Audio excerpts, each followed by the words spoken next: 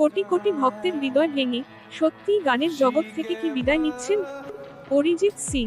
মুর্শিদাবাদের জিয়াগঞ্জের ভূমিপুত্র, যার গানে মজে থাকে 8 থেকে 80, তার হঠাৎ এই অবসরের ঘোষণায় চাঞ্চল্য ছড়িয়েছে চারদিকে। কেন তিনি প্লেব্যাক সিঙ্গিং ছাড়ার কথা বললেন?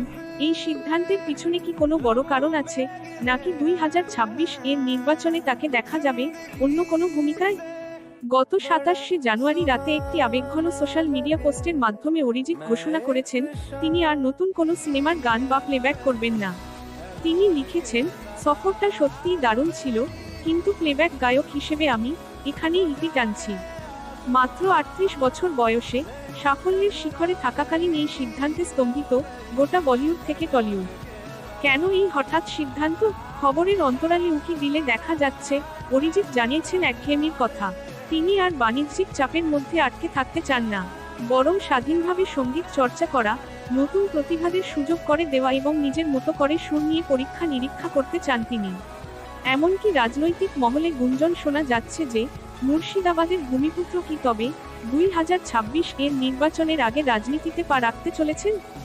যদিও এই বিষয়ে গায়কের পক্ষ থেকে কোনো সিলমোহর দেওয়া হয়নি।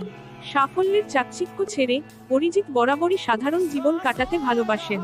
জিয়াগঞ্জে তার পারিবারিক রেস্তোরাঁ হেসেল আজ এক অনন্য উদাহরণ, যেখানে আজও মাত্র 40 টাকায় সাধারণ মানুষ ও পড়ুয়াদের পুষ্টিকর খাবার পরিবেশন করা হয়।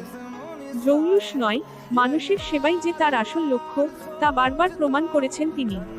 প্লেব্যাক থেকে অবসর নিলেও অরিজিৎ জানিয়েছেন তিনি গান ছাড়ছেন না।